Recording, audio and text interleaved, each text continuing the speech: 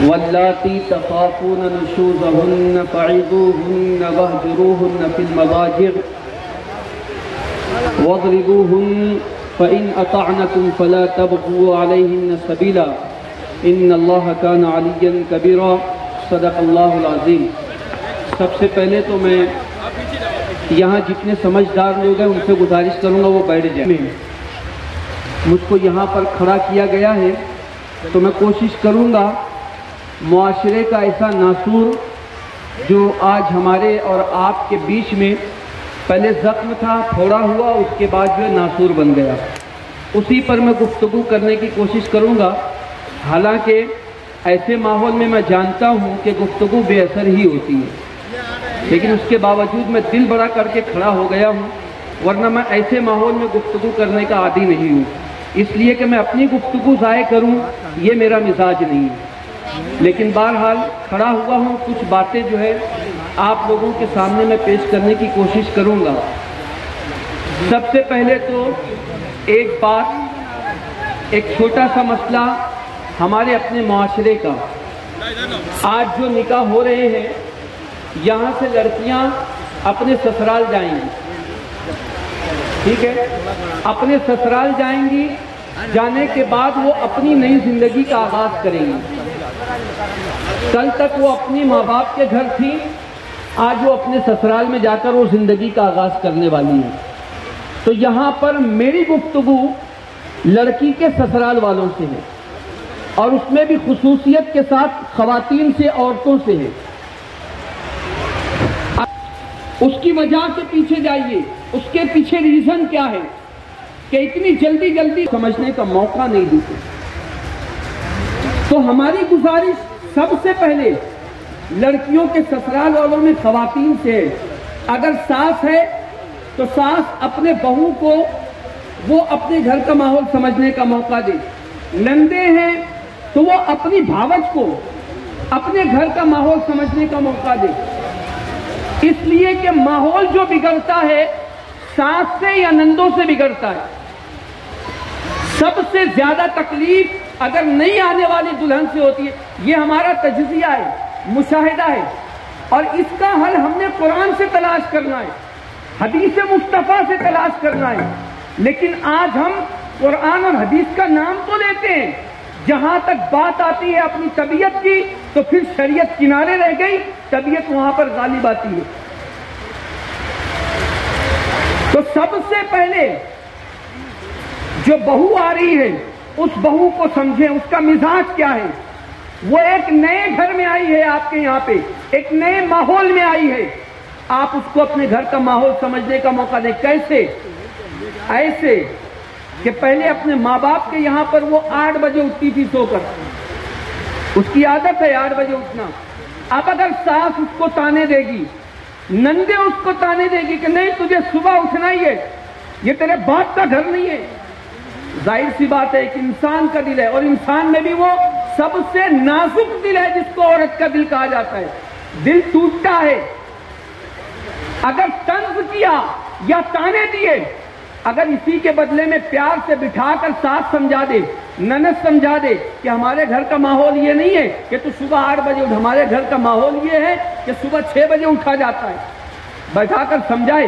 اگر کوئی جانور کو بھی سمجھائے نا، پیار سے بلائے تو وہ بھی آ جاتا ہے جانور، یہ تو انسان ہے، اگر سمجھایا جائے تو کیوں نہیں آئیں گے؟ لیکن ہمارے یہاں سمجھانے کا ماحول نہیں ہے، سمجھانے کا مزاج نہیں ہے۔ اس لیے سب سے پہلے ہماری خواتین سے گزارش ہے کہ وہ آپ کے یہاں آنے والی نئی بہو کو آپ کے گھر کا ماحول سمجھنے کا موقع دے۔ اگر وقت ہو جائے تو مجھ کو بتا دینا کمال بھائی۔ خواتین سے ہماری گزارش ہے کہ آپ کے یہاں آنے والی جو نئی بہو ہے اس کو آپ کے گھر کا ماحول سمجھائیں۔ وہ اپنے ماں باپ کے گھر پر 5 لوگوں کا کھانا بناتی تھی، لیکن آپ کے یہاں پر گھر پر آنے کے بعد یا تو وہ 3 لوگوں کا کھانا بنائے گی یا 7 لوگوں کا کھانا بنائے گی، یہ ہوگا۔ اور اس میں ہوگا یا تو نمک زیادہ ہوگا یا کم ہوگا، یا مرچ زیادہ ہوگی یا کم ہوگی۔ اس پر آپ تانے دینے کے بجائے اس کو تانا نہ دیجیے، اس کو سمجھائیے۔ جب تک آپ سمجھاؤ گے نہیں وہ بہو آپ کے ماحول میں ڈھلے گی نہیں، اس کو سمجھائیے۔ اور اگر نہیں سمجھتی ہے تو اس کے بعد آپ ان کے گھر والوں کو شکایت کیجیے. ہمارے یہاں پر حال یہ ہے کہ سب سے پہلے جیسے ہی بہو کی کوئی شکایت ہوئی اس کے گھر جا کر جو شکایت کی جاتی ہے. اب جب گھر سے ماحول دوسرے گھر میں جاتا ہے تو اس میں جو چنگاریاں لگتی ہے وہ چنگاری پھر شعلہ بنتی ہے, آگ بنتی ہے. پھر ماحول یہ ہوتا ہے کہ لڑکی غصے میں آ کر اپنے ماں باپ کے گھر جا کر بیٹھ جاتی ہے اور نوبت طلاق تک پہنچتی ہے. قرآن کیا کہتا ہے اس ماحول میں, اس کو سننے اور اپنی گفتگو کا میں اختتام کرتا ہوں. قرآن اس معاملے میں کہتا ہے اگر شوہر سے بیوی ناراض ہو, دونوں میں تو میں ہو جائے. دیکھیے یہ شوہر کے لیے بھی ہے اور جو نئی بہو ہے اس کے گھر والوں کے لیے بھی نصیحت ہے. قرآن پڑھیے, قرآن میں ساری چیزیں ہیں. نصیحت کیا ہے؟ اگر وہ مانتی نہیں ہے تو شوہر کے لیے حکم دیا گیا اس کو سمجھائے. فعظوہن, اس کو سمجھاؤ. نہیں سمجھتی ہے واہجروہن فی المضاجع, اور ان کے حجرے سے, ان کے بستر سے اپنا بستر الگ کرو, ان سے منہ پھیر کر سو جاؤ. اگر ایک پارسا, ایک پاک دامن غیرت مند بیوی ہوگی تو شوہر کے منہ پھیر کر سونے پر وہ 1 گھنٹہ بھی برداشت نہیں کرے گی, پلٹ کر آئے گی کیوں ناراض ہیں آپ. اور پھر نہیں آتی اس کے بعد بھی سمجھ میں نہیں آتا وہ مارو, لیکن مارنے کا طریقہ نہیں جو آج ہمارے یہاں پر معاشرے میں رائج ہے.